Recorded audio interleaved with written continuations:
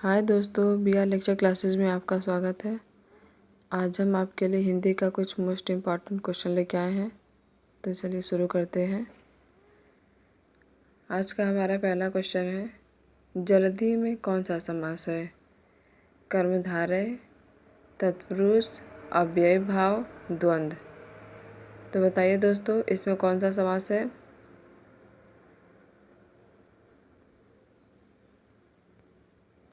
तो दोस्तों, जल्दी में हमारा जो है तत्पुरुष समास है। इसका समास विग्रह क्या होगा दोस्तों? जल को धारण किया हुआ। चलिए अगले क्वेश्चन पे चलते हैं। क्रोध शब्द का पर्यायवाची है। तो दोस्तों, यहाँ पे पर्यायवाची की जगह पे विलोम हो गया है। तो ये विलोम नहीं रहेगा, पर्यायवाची रहेगा। क्रोध शब्द का पर्यायवाची है दोस्तों, तो यहाँ पे क्या होगा? संताप, अमर्ष, वैमनस्य, भीति।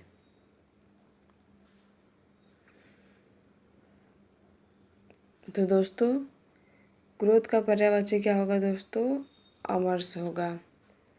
दोस्तों, संताप किसका पर्यायवाची है? तो संताप जो है ये दुख का पर्यायवाची है। वैमनस्य किसका है? तो ये जो है शत्रु का पर्यायवाची है। भीति किसका है? ये डर का पर्यायवाची है। तो हमारे इस क्वेश्चन का आंसर क्या होगा दोस्तों? Option number B, अमर्ष।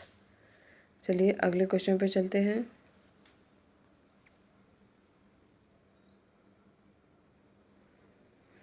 निम्न समास विग्रह को अन्य किस नाम से संबोधित किया जाता है?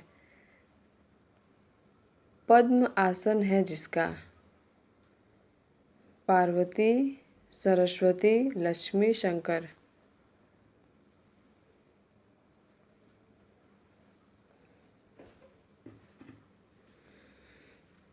तो दोस्तों, इसका क्या होगा आंसर? ये होगा सरस्वती। पद्म है आसन जिसका, अर्थात सरस्वती। दोस्तों, इसमें हम समास की बात करें तो कौन सा समास होगा? तो यहाँ पे दोस्तों तीसरे पद की बात हो रही है, तो यहाँ पे हमारा जो है बहुब्रीहि समास हो जाएगा। चलिए अगले क्वेश्चन पे चलते हैं।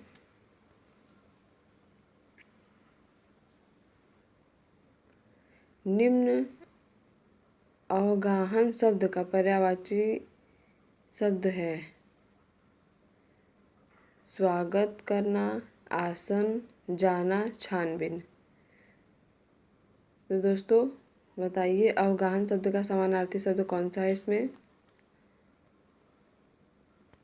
तो इसका होता है दोस्तों छानबीन होता है।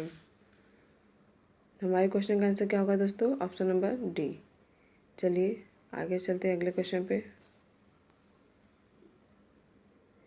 उक्त शब्द का विलोम है अनुक्त, उपर्युक्त, अनुपयुक्त, उपर्युक्त।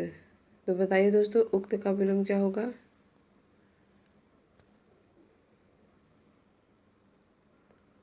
तो दोस्तों, उक्त का विलोम होगा अनुक्त। उपयुक्त का विलोम क्या होगा दोस्तों? तो उपयुक्त का विलोम होगा अनुपयुक्त होगा। चलिए आगे चलते हैं अगले क्वेश्चन पे।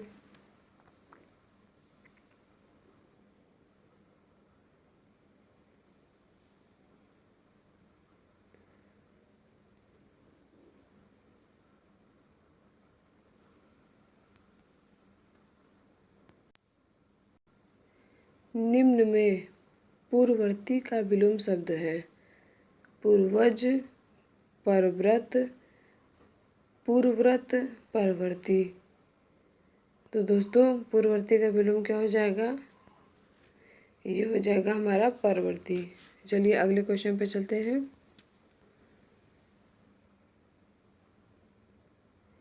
इनमें से एक शब्द तद्भव है दिन, अंधकार, स्कंद, कपास।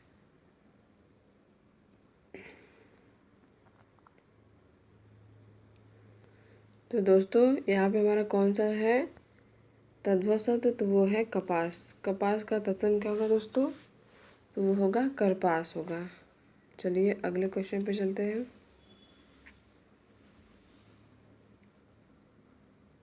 निम्न में तत्सम तद्भव शब्दों का संगत युग्म है खरपट, खोपड़ी, संयुक्त, सत्य, पर्यंक, पलंग, घोटक, घड़ा। तो बताइए दोस्तों इसमें कौन सा युग्म है जो संगत है।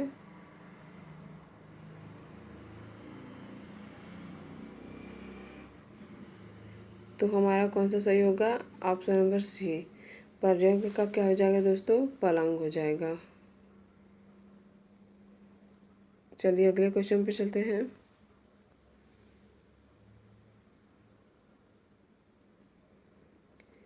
भूर्ध्व का संधि विच्छेद है भू प्लस ध्व, भू प्लस ऊर्ध्व, भू प्लस ध्व, भू प्लस व।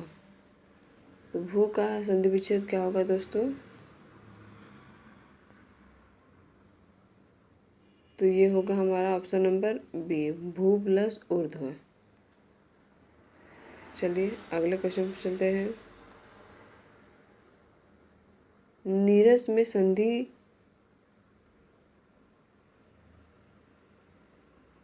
है, तो दोस्तों नीरस में कौन सी संधि है, यहाँ प्रकार नहीं रहेगा दोस्तों। नीरस में संधि है तो नीरस में कौन सी संधि है दोस्तों, तो ये है हमारा जो है विसर्ग संधि है। इसका संधि विच्छेद क्या होगा दोस्तों, निह प्लस रस। चलिए अगले क्वेश्चन पे चलते हैं। जिसकी पूर्व से कोई आशा न हो, वाक्यांश के लिए उपयुक्त शब्द होगा प्रत्याशित, अप्रत्याशित, अप्रत्याशित, अप्रत्याशित। तो दोस्तों तीन ऑप्शन एक जैसे हैं, बस सब में थोड़ा सा अंतर है। तो बताइए इसका क्या आंसर होगा। तो दोस्तों जिसकी पूर्व से कोई आशा की गई हो उसके लिए क्या होता है, प्रत्याशित होता है। और जिसकी पूर्व से कोई आशा न हो उस वाक्य के लिए वाक्यांश का एक शब्द क्या होगा, वो होगा अप्रत्याशित होगा। चलिए अगले क्वेश्चन पे चलते हैं। जो हर समय दूसरों की बुराई खोजता हो उसे कहते हैं, उसे क्या कहते हैं दोस्तों, उसे एक शब्द में कहते हैं दोस्तों छिद्रान्वेषी। क्या कहते हैं दोस्तों, छिद्रान्वेषी कहते हैं। चलिए अगले क्वेश्चन पे चलते हैं। अंधा बाटे रेवड़ी मुहावरे का अर्थ होगा विकलांग व्यक्ति का शोषण करना, अपनों को लाभ पहुंचाना, अपना ही हित करना, अंधेर मचाना। तो बताइए दोस्तों इस क्वेश्चन का आंसर क्या होगा। तो दोस्तों इसका आंसर है अपनों को लाभ पहुंचाना, ऑप्शन नंबर बी। चलिए अगले क्वेश्चन पे चलते हैं। चिकना घड़ा होना का क्या तात्पर्य है, चिकना होना, समृद्ध होना, निर्लज्ज होना, भयभीत होना। तो दोस्तों इस मुहावरे का अर्थ क्या होगा, ये होगा हमारा जो है निर्लज्ज होना। चलिए अगले क्वेश्चन पे चलते हैं। किस वाक्य में वर्तनी संबंधित अशुद्धि है। इसमें हमारा पहला ऑप्शन क्या है, यह उच्च कोटि का ग्रंथ है।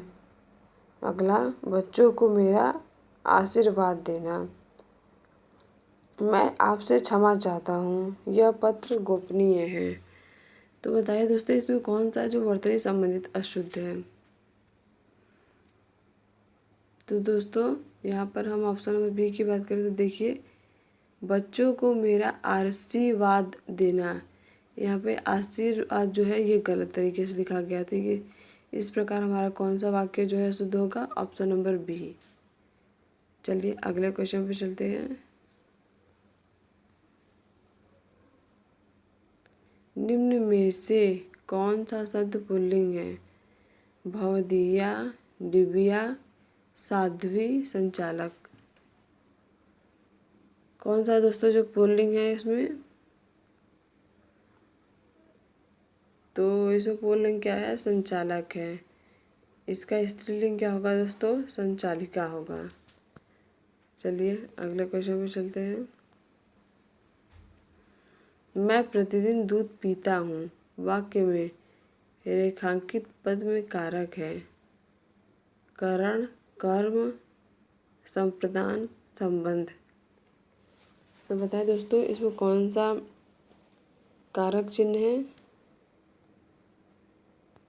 तो इसमें हमारा जो है कर्म कारक है। क्या है दोस्तों? कर्म कारक। चलिए अगले क्वेश्चन पे चलते हैं। निम्न में कौन सा वर्तनी शुद्ध है? अक्षुण्य, अक्षुण्य, अक्षुण, अक्षुण्य। तो बताइए इसमें कौन सा है जो शुद्ध है दोस्तों? तो यहाँ पे हमारा जो है ऑप्शन नंबर ए, ये क्या है? वर्तनी की दृष्टि से शुद्ध है।